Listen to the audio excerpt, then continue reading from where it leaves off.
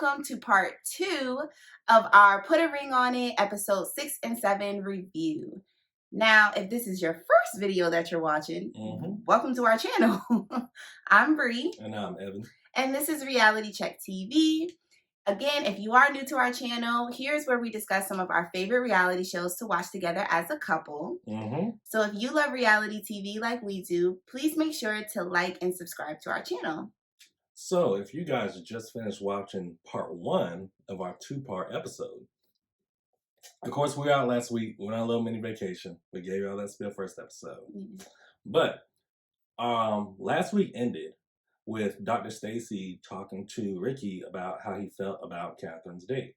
Because as you guys know, if you watch part 1, they both were in the bowling alley, both there on their dates. Catherine was with Marcus, Ricky was with Sheila. And in a nutshell, Marcus was all over Catherine showing PDA. And Ricky saw it. Ricky wasn't feeling it. You know, he felt like boundaries weren't being respected or anything. But did he? Because I don't even remember him saying all of that. He just made like one little comment. Yeah, he said boundaries. So much for boundaries. Okay. But, so, that episode ended with Dr. Stacy asking Ricky about, how does this make you feel? And Ricky, being Ricky, was saying, you know, it really didn't bother me. And she's like, what? Like, you didn't feel anything? He's like, no, it really didn't bother me. And so that's how last week's episode ended. Now let's fast forward to what we are now in part 2 of this week's episode, in which Ricky was still sticking by his, it didn't bother me, know what me and Catherine have, seeing that it still didn't bother me. And Dr. Stacy was giving her spiel about, Ricky, it's okay to show emotion. Showing your partner emotion lets them know kind of where they stand and how you feel about them. And, my impression of Ricky through the first couple episodes is I feel like, I don't know if Ricky's trying to bottle up his emotions. I don't know if he's trying to figure out his emotions, or really he's just robotic. Still trying to figure that out. But that's what Catherine's needing.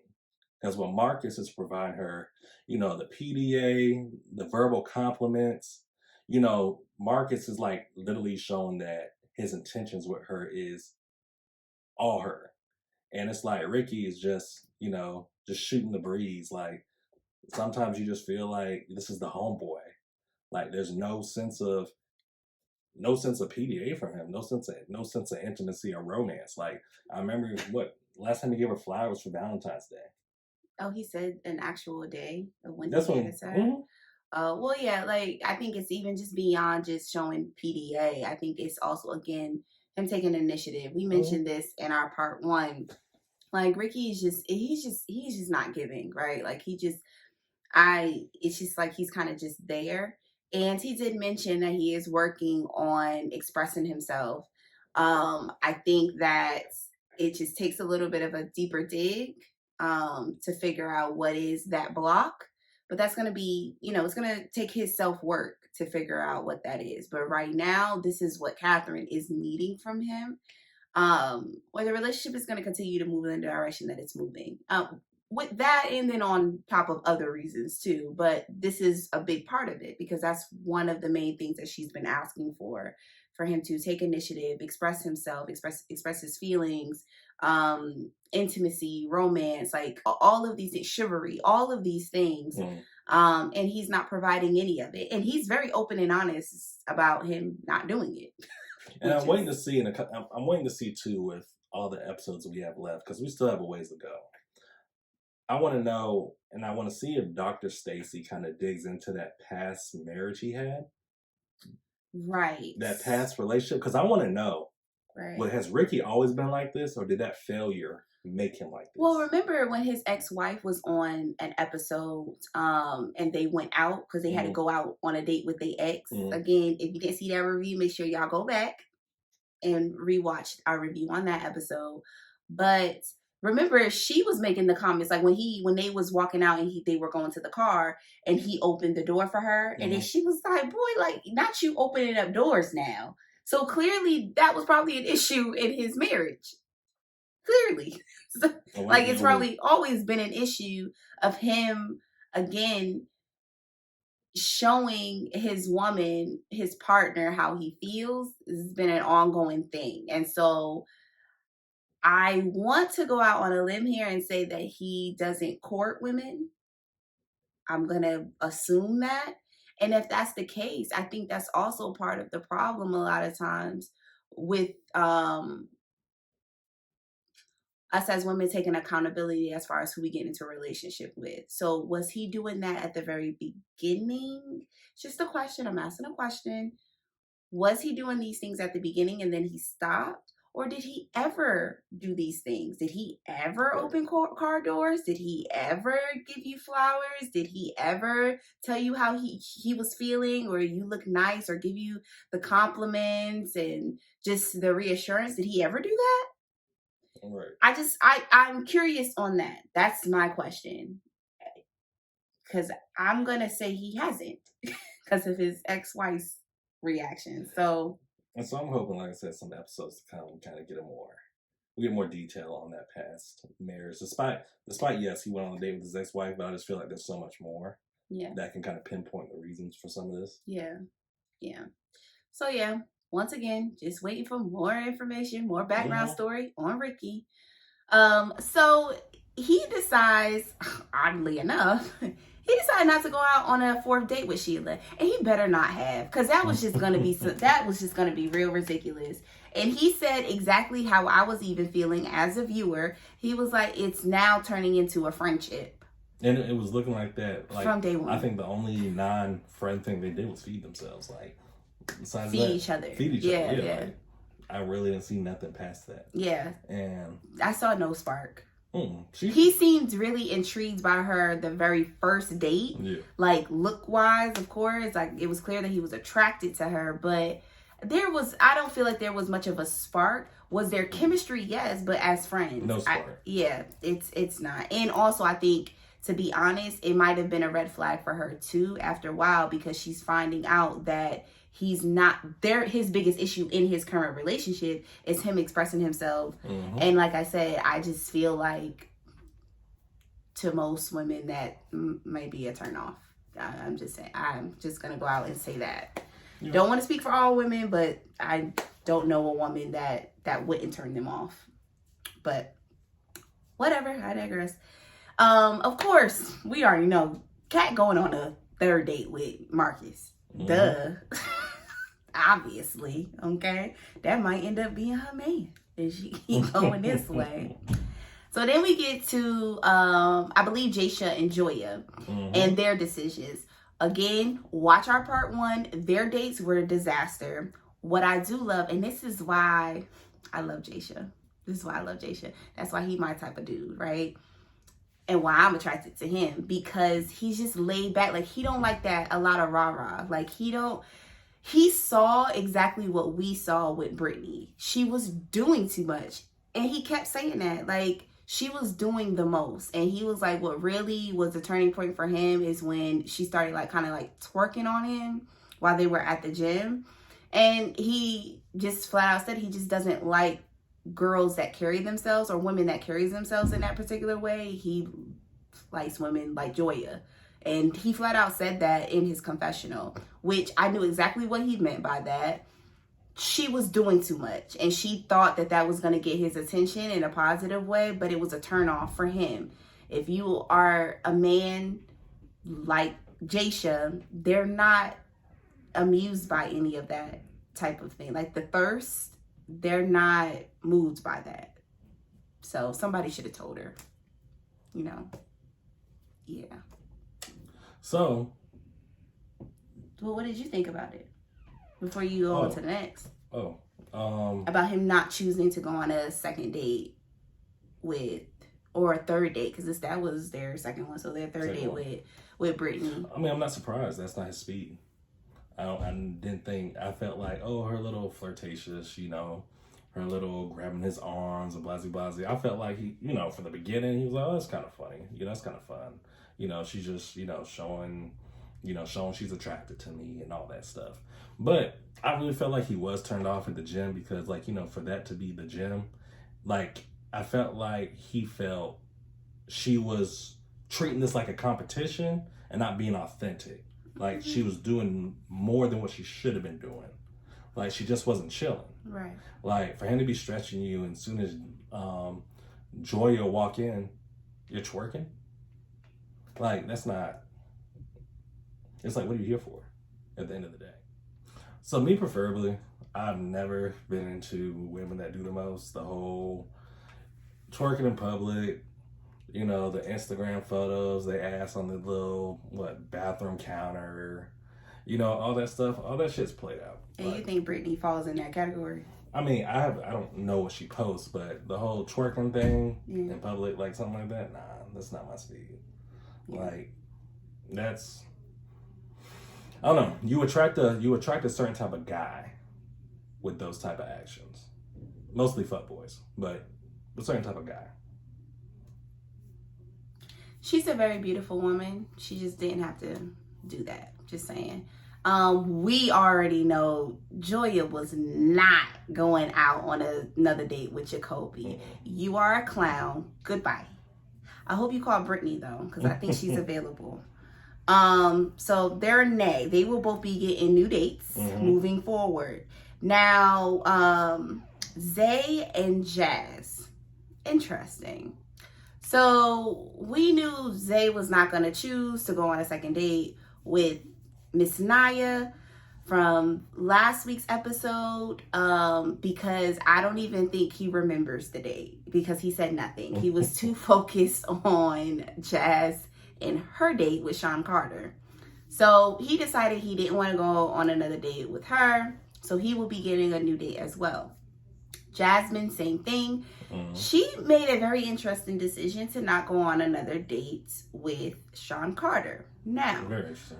Mind you, she acknowledged that the date was, like, she really enjoyed the date. She really enjoyed the conversation that she was having with Sean.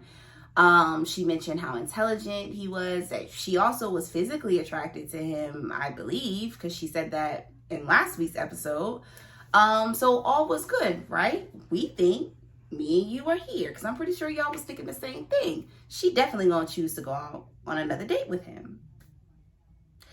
But she says she prefers guys that has some intelligence, but also some street. So low-key, Sean Carter is not her type. So she says she's going to go ahead and pass. Now, Jasmine. Baby. I found that to be very interesting for a couple of things. Listen, I went on a rant last video about people and their preferences, right? Do you? I'm not even going to go down that road. But what I will say is it speaks volumes as to why she is with Zay. Mm-hmm. Now it makes sense. Now I get it. Mm-hmm. I get it. You don't care about intelligence, so I don't even know why she said that. She don't care about intelligence. That's not it. She likes to do with some street in them. Makes sense. I get it. So I'm not even about to elaborate on that one. But you can go ahead because I know you had your opinions on that, your strong view on that. Oh, I'm not about to hit a home run with that one, but I just find it interesting when these women and girls, some of these girls ain't women, talk about they fetish with the street dudes, a hood dude, all that stuff, and I just find it like so comical because it's like, all right, you go get your street hood dude, you know, his potential is very limited. It's not even touching the ceiling. I'm not going to speak on what all hood dudes do, all street people do. You know, I don't know what people do. But it's just mighty funny how a lot of girls and women will go to a hood dude, go to a street dude. Shit pops off. And then it's like, oh, no, I want a good guy now. Nah, go back to them. Don't come to our grass. Go back to them. I just think it's so funny. Then this week, they are not all going out on dates, but they are actually going to have some one-on-one time with their family. So we can get to know a few of them a little bit deeper, and just try to figure out, again, their background and try to get a better understanding of why we're at the place we're at today. right? So let's start again. Y'all know how we do. We like to go by couple and not necessarily order of events. So we're going to start with Zay and Jasmine. So Zay goes out on a date with this young lady named Kenyatta. I'm going to pray that I'm saying her name right. I believe it's Kenyatta. She's 31. She's originally from Atlanta, and she's a flight attendant. So they meet up. It looks like at a very casual restaurant, and they're talking. And as they're talking, I'm losing brain cells. I am like, wow, there's chemistry here. There's chemistry here because what? Pretty girl. This is the first girl that has really caught Zay's attention. For some reason. Huh? For some reason. Yeah, but I mean, reality is it's just the first one where he's actually talking back. He's actually initiating conversation at one point. Like he was asking questions. So that was, I guess, a step up. Miss Kenyatta, she mentions how she loves to travel. She tells people that she is 31% Puerto Rican because she loves going to Puerto Rico. Despite she is born and raised in an Atlanta hospital. So she's part Puerto Rican.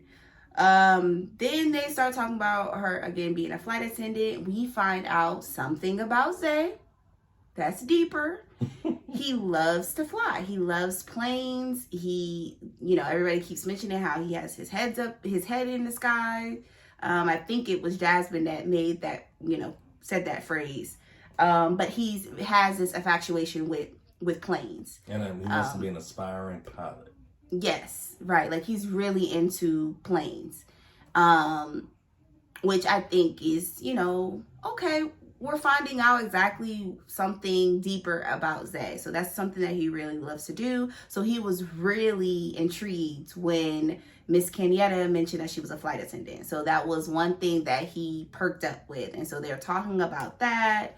Once Miss Kenyatta says that she thinks that she is 30% or whatever percentage of Puerto Rican just because she likes to visit Puerto Rico, he mentions how in his past life he feels like he was white. Yeah, he feels like he's white because he likes to skateboard, he likes to bungee jump, he likes to swim. All the activities that Black people apparently don't do. Which they do. Because we do. We do not swim. We do not, we don't skateboard, none of that. Because there's a lot of Black guys at the skate park. Yeah, it's all based on whiteness. Right. There's a lot of Black people in thrill-seeking activities. Right. Because, I guess it was just too, right for him to say, in my past life, I was like a daredevil. I like thrill-seeking things. He couldn't say that. He couldn't say, I'm very adventurous. He said he thought he was white. I thought it was interesting, too. He told her about being a pilot. He always wanted to be one of those people in the movie where they're on the plane, something happens to the pilot, and they go over the intercom. Does anybody know how to drive a plane? And he always said he wanted to be that guy that raises his hand and saves everybody. Very specific. Man, I might as well jump off if Zay touches that plane. Very specific. Zay is very special, and I think he probably met someone in Miss Kenyatta that might be on his level because, wow, that conversation. So there was that. So they like each other. Next, Jasmine meets with her mom and her little brother, and they're talking. And long story short, the ongoing theme here is that Jasmine clearly has a control issue, or something that everybody's labeling as a control issue. She has to control situations, which again speaks to why she's with Zay. She wants someone that has a little bit of a street mentality. Not a little bit. She wants somebody that is streets, whatever that means to her. And she also has a control issue. So it speaks volumes as to why she is with Zay. Mm-hmm. Because, again, can barely hold a conversation. He does need to be told what to do. Very specific directions. And so he provides an opportunity for her to control. And why she wouldn't want to be with somebody that can be on the same level with her, can take initiative, can hold an intelligent conversation or holds a conversation, period. It doesn't allow her to be able to control. And so that's my opinion. And I think that part of her her so-called control issue is steeping from something else, something a lot deeper. Like all of our issues, like all of our baggage, it comes from something. And she contributed to her mother. She said that it's funny that her mother was calling her out on her being controlling when her mother is apparently controlling, and she was taught this behavior. And she added too that a lot of the women in her family are controlling. Right, like she comes from a women. She comes from a family with a lot of women. I completely understand. All the women in my family are very controlling and over the top. All of them. So I can completely understand that. And I think that there's times where I kind of get a little triggered, or my anxiety gets a little triggered when I feel like I'm losing control of something. So I can understand that. I think it requires her to have more deeper conversations with her family. And just try to pull back on that. Dr. Stacy called her out about that as well, trying to control everything. And I think to go along with that too, I thought it was interesting how her mom talked about how Jasmine, it's hard for her when her and Zay go out. It's like she's not enjoying herself. She's too busy worried about Zay. Right. And I feel that steeps to, like I said, Zay's talked about this alter ego he has when he drinks. Right. And maybe not just when he drinks, she's worried about his decision making. But even when he doesn't drink, I feel like there's a little trust issue with that. Not a lot. I mean, you said not a little, but a lot. Like, there's clearly some insecurities. I mean, but we can say that about majority of these couples, these people that's a part of this show, some insecurity things that's going on. And I think that's the same thing with Jasmine. But she chose to be in a relationship with somebody that's in the nightlife. And once again, it does not give her a safe space, security. Those were choices. Just saying. Well, she needs to figure out, I guess, how much longer she wants to go, having to worry about, look over her shoulder, look, turn around, look behind her back because she got to worry about what Zay doing. Yeah. Well, I mean, again, seems like a choice, right? It seems like a choice. But I also felt like it was interesting that her mom acknowledged that there's issues in their relationship, like they are toxic, but she also kept, I feel like, making an excuse or justifying, I don't want to say justifying, but kind of sticking up for Zay. And Jasmine mentioned it at the end of the episode and during their group session about how she feels like in her mom's eyes, they can do no wrong. Like, it's always me, I'm the problem. And that is problematic as well. That's a problem too. Like, you can tell, because I wonder at the very first episode that they came onto the show, I wondered, was her family at the birthday party where Zay tried to not propose, when he gave her that promise ring and she thought it was an engagement ring? I wondered then, was her people there? Like, what? Like, so. Right? No, but they were. Okay. They were there. She acknowledged that in this episode. And so back then when we were doing that review, I was wondering it then, is what I'm saying. And so, yes, her family and her friends, of course, was there. And it was interesting that her mom didn't really see anything wrong with that. And I'm like, it could not be my homegirl or my family member. I'm like, girl, end it. Because that was embarrassing. Oh my God. And Jasmine kept saying that it was embarrassing. She was embarrassed. And her mom was like making an excuse saying like, you know, you got to give him time to be ready, or like give him the space to kind of figure it out. Mm-hmm. And I'm like, she most definitely can, but he can figure it out without me. Like, what do you mean? Like, we don't need to be together for him to figure it out. We're adults, we're grown, and for him to think that it was appropriate to give this very grown woman a ring, a diamond ring that looked like an engagement ring, in a room full of people on her birthday, knowing she wants to get married. Once again, like, he doesn't read the room. And I said that last review. Like, he doesn't pick up on context clues. And it was very odd to me that her mom in particular was like, didn't really see much of an issue with that, with him doing that. Because my mom would have been like, that night, pack your shit. This is not okay. But to each his own, whatever. So at the end of the episodes, again, when they're doing their group session, they talk about Jasmine's conversation with her mom and her brother, and then, you know, kind of calling her out on her controlling ways. That is something that she is wanting to work on. And when she made the comment about how her mom just sees that Zay does nothing wrong, like, I'm the problem, Zay did pipe up and was like, yeah, and you're not the problem.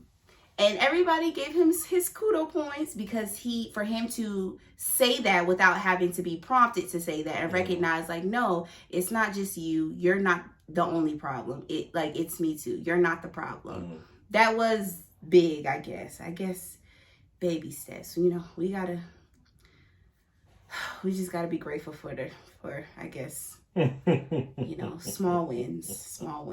So then we get to Jaysha and Joya.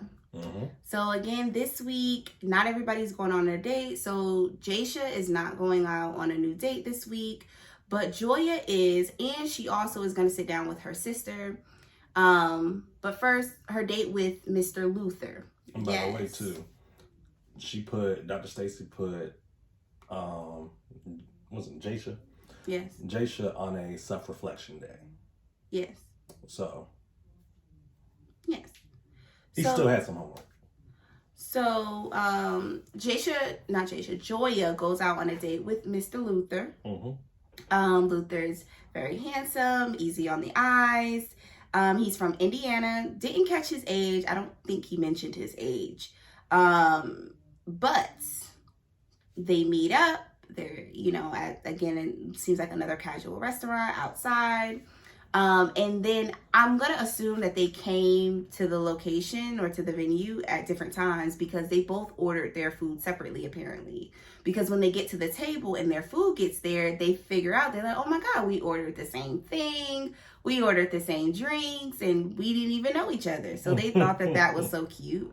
So they're, you know, laughing and smiling at that. Then we find out Mr. Luther is a Scorpio. What's up to my Scorpio brother? Mind you, I am a Scorpio, but I've never met a Scorpio man. So I don't know what that's like, guys. I have no idea. I don't know. So I can't speak to that. But Joya brings up one of the many stereotypes about us, and that is us being very sexual. I'm not going to speak on that. You just put your head down. I'm not going to speak to that. Woo! I'm not going to speak to that one. However, I didn't say she's wrong.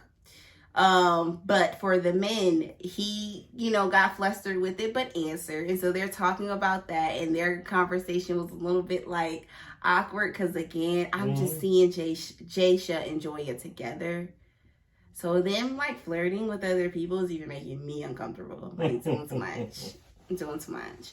So they're going back and forth. They're talking about that way too long, might I add, about their sexual drive, or his sexual drive, with him being a Scorpio. But they're vibing, right? They find out that they have a lot of stuff in common. We find out that Mr. Luther is a painter. He's an artist. and he loves to paint flamingos. Flamingos is his favorite bird. Joy is like, oh my God. Wait a minute. No, but for real? Flamingos are my favorite bird. So now we gotta talk about that. Okay, so they were cute, but I don't want them to be cute. That's just me and me being selfish. How'd you feel about the date? I honestly, it was kind of not surprising, but it kind of was that, you know, she hit it off with him so well. The whole flamingo thing just had me in a blender. I was like, that's some random shit. Right? That was it is kind of random. That's some random shit. It was kind of random. But no, I feel like he gives off kind of that old soul. I kind of feel like he does meet her speed. He reminds me of Jaysha. He's not Jaysha, but he's a step under. I know that's right, because Jaysha's top notch is what you're saying. I know that's right. But, anyways. So I wasn't surprised that they hit it off. Like I said, I feel like he's a notch under. But I truly felt like he was checking off a lot of her boxes. Like, internally in her mind, you could just see in her head, it's like, check. They definitely had chemistry. Mm-hmm. Yeah. Oh, by the way, let's go back to the beginning of the episode. During their group session at the beginning. So we already acknowledged that neither one of them was feeling they dates with Brittany and Jacoby. But what was very interesting was when they got in the car, when they were leaving the session, they kind of got into a little spat, a little back and forth, because Joya, it seemed like she really did feel some type of way. She felt like how I felt, okay, about that gym situation. She was not feeling that. She was like, listen, I feel like, no, you cannot control her actions, but I still just feel like it was just too much. Like, you should have handled it, right? And I think she recognizes Jaysha didn't really do anything wrong, but we didn't like it. We didn't like it, Jaysha. So we got to be mad at somebody. I mean, there's only so much you can do. I mean, it's not like when she started twerking, he was throwing dollar bills, saying "hey" and all that shit. Like, okay, but what would you do? I mean, I wouldn't be on the show, so we wouldn't get that far.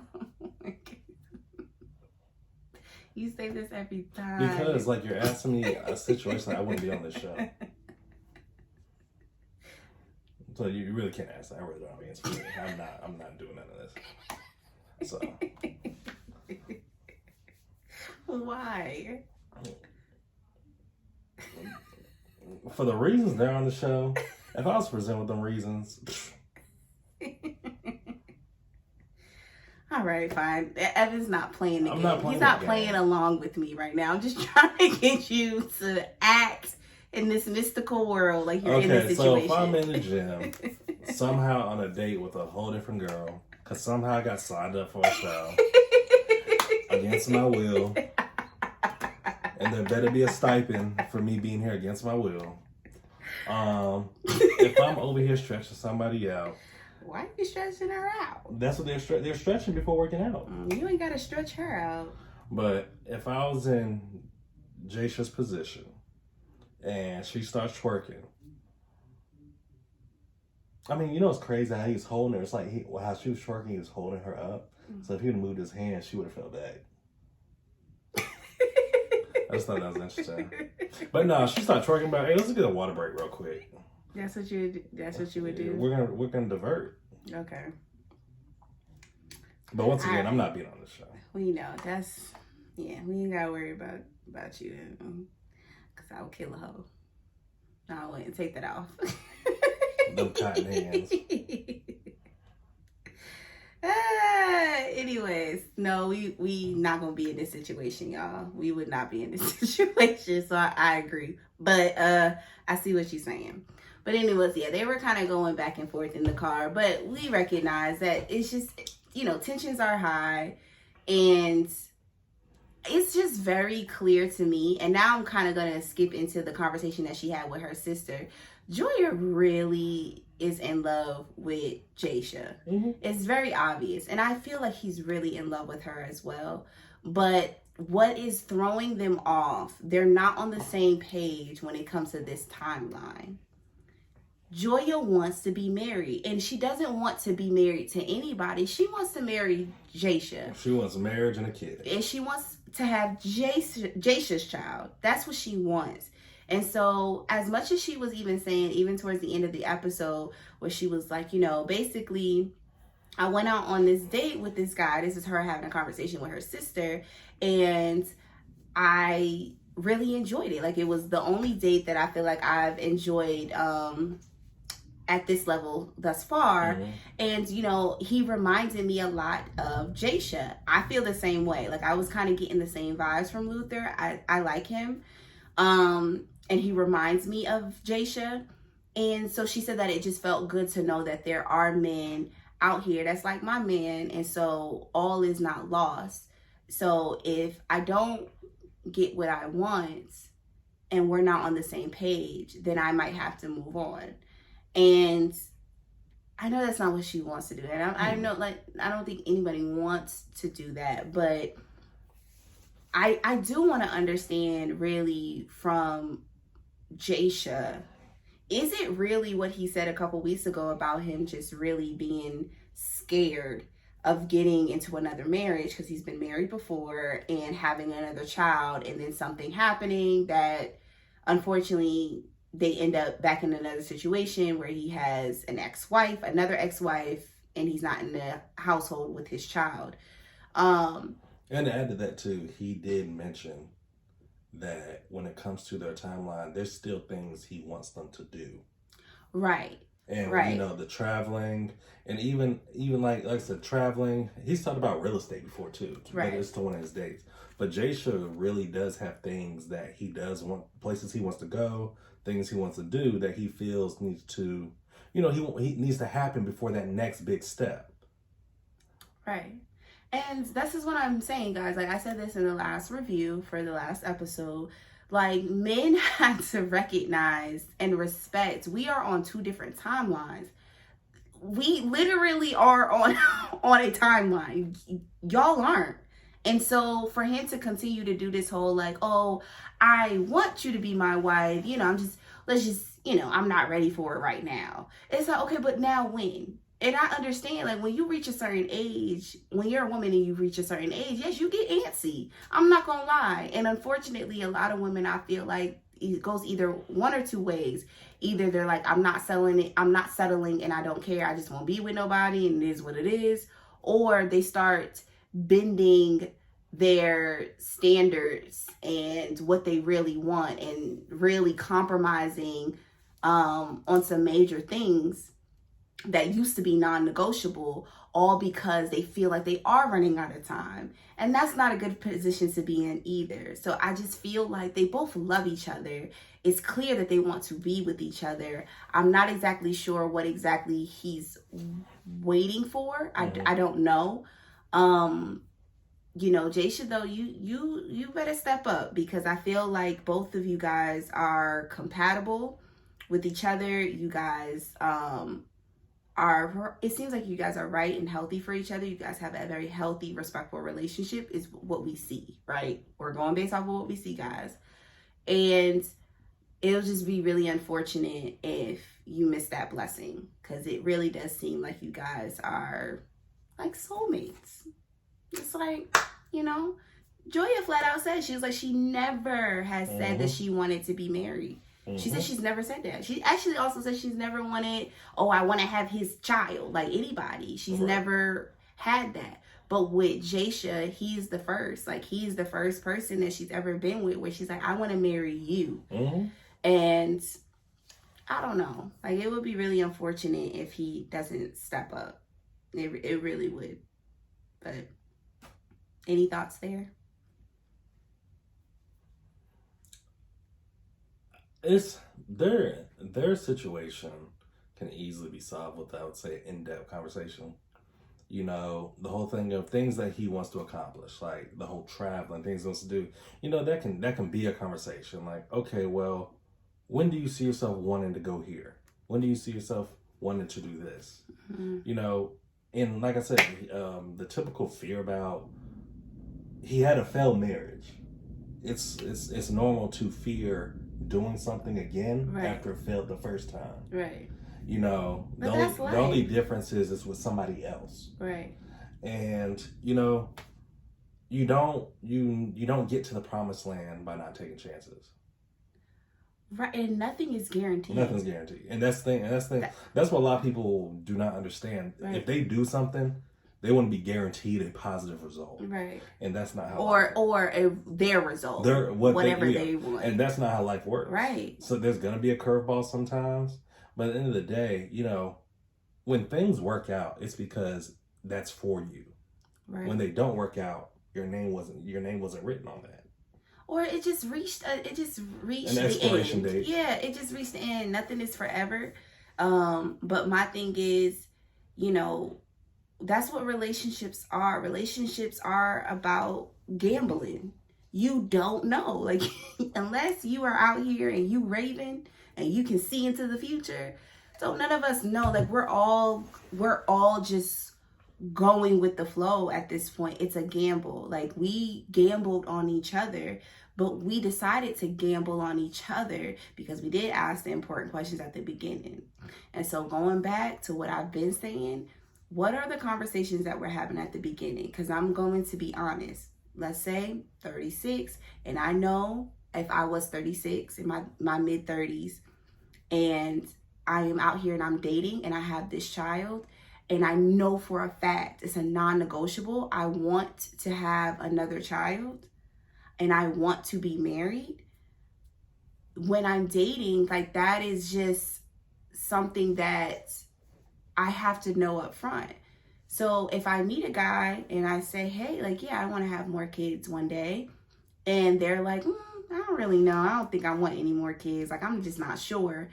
I mean, to be quite honest, I don't know if I would move without the clear answer. Like, I'm not sure. I don't know if I would gamble on it, because again, it's gambling.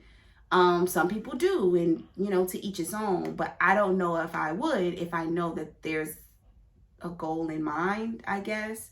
But also, if she flat out said to her sister that this is the first guy that she's been with where she's like, I want to marry him, I want to have a child with him, maybe that wasn't in her mind when they first started dating. I don't know. But if it's a non-negotiable, stick to that. Yeah. And I'm just going to keep it real. We gonna, like, listen, not sugarcoat it. No, you don't have enough. You don't have a lot of time. You don't. You're 38. And I get it. You don't have a lot of time to play those type of games. Because when is he gonna be ready? When she's 40? Right. Like, then that may open up a different can of worms. So I understand where they're at. I truly am rooting for them. I really am. But I also think that they're gonna end up together at the end. So it doesn't matter.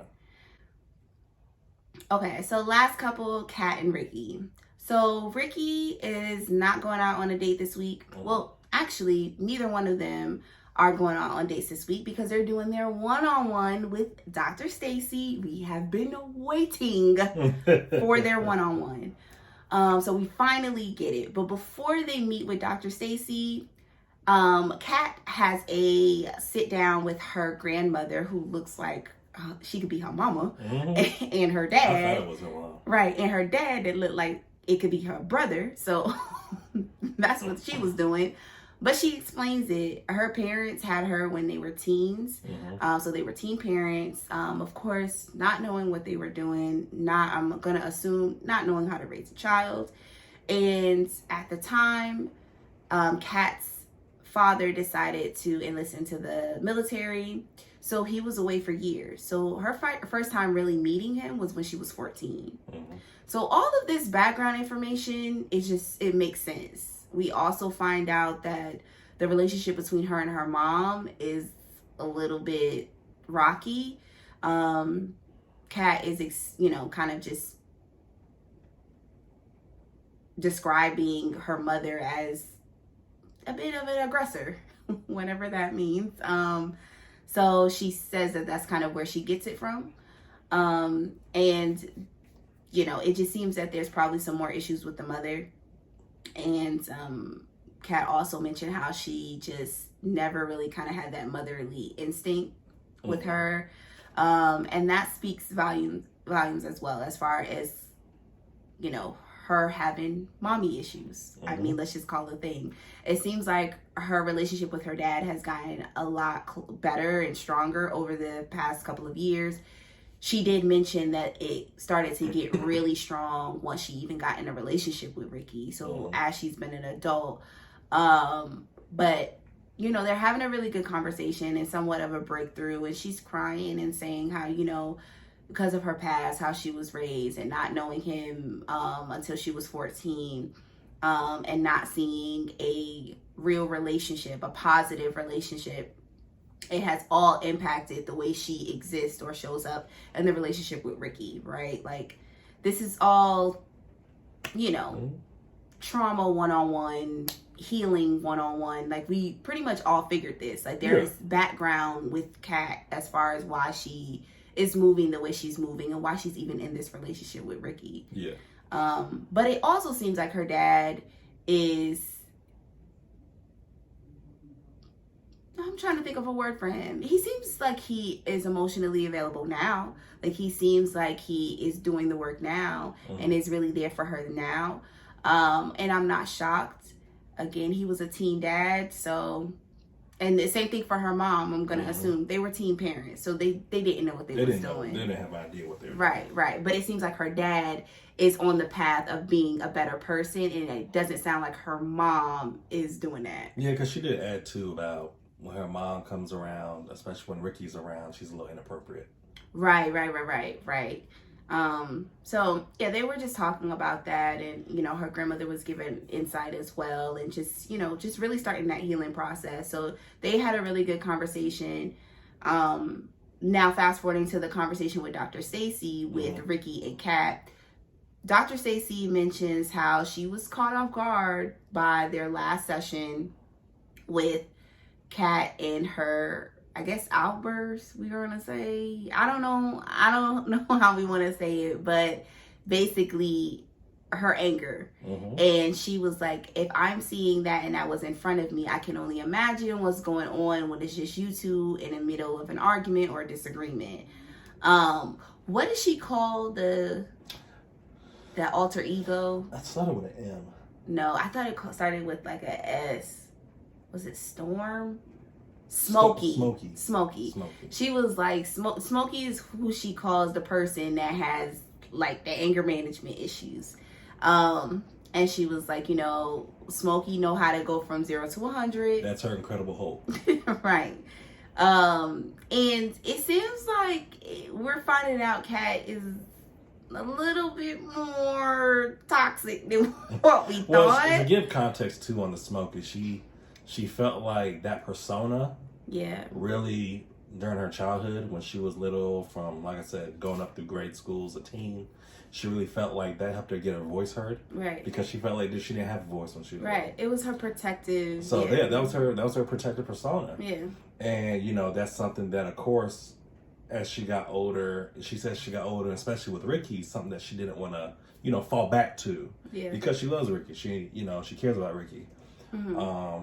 But, she mentions too, some things that kind of trigger that is, Ricky's responses, and she claims he be yelling, and Ricky just doesn't seem like somebody that yells. I mean, I don't even think I don't remember her saying him yelling. I just know that she says some of the things that he says or his responses to things, it triggers her, like, like most people, right? Like, but one thing that they did both say is that there are times where he'll say something and Kat is really trying to control her anger, so she'd be like, you know what, I can't, like, can we table this and come back to this later? Like, I can't right now. Like, so she does verbalize like, hey, I'm about to get to this point. But Ricky feels like that is her way of shutting down the conversation, and he doesn't get a chance to get his point across. But Dr. Stacy says, listen, if this woman is expressing to you, like, listen, like, it's best for us to have this conversation later. Let's table this because I can't hear you right now, right? Like, when you get angry with people that get triggered, you just kind of black out. And I feel you on that. Not saying I have anger issues, but I feel you on that where you just black out. And you do need a moment. And I know I'm big on that. Like, when I know I am not in a position to have a conversation with Evan, like in the middle of an argument, I will say, listen, I can't hear you right now. I need a moment. Like, I have to get a moment. And I know that's been issues, or it has come up with us too, because you want to feel like you want to get your point across as well. But I can't. It's not going to be a productive conversation. We're not going to reach a resolution if you continue to poke, and I'm expressing to you like, hey, I need a moment. I need to regroup. I need a process. So Dr. Stacy called that out as well. Like, that's not going to be helpful. Right. And so maybe you can find some alternatives, meaning Ricky, maybe you write down your feelings and then you come back to it later and you read out what you said, read out your feelings. There's a way to communicate with your partner that's in a healthy way. And it's not going to be all roses and sunshine all the time when you're talking about a rough topic or a hard topic. Right. You can get upset, you can get angry, but to make sure it doesn't go to the 10th power, like they were kind of describing where Kat can take it, you just want to be able to control your emotions and control yourself. Right. Because it definitely was sounding like the arguments get out of hand. That's how they were kind of describing it. Like, she said that she has said some really bad things to him. And I'm like, what are those things? You called him a bum ass nigga. I know you called him a bum ass nigga. I know she said that, because I would say that, but it's just me. Anyways, so they had a really good session with Dr. Stacy.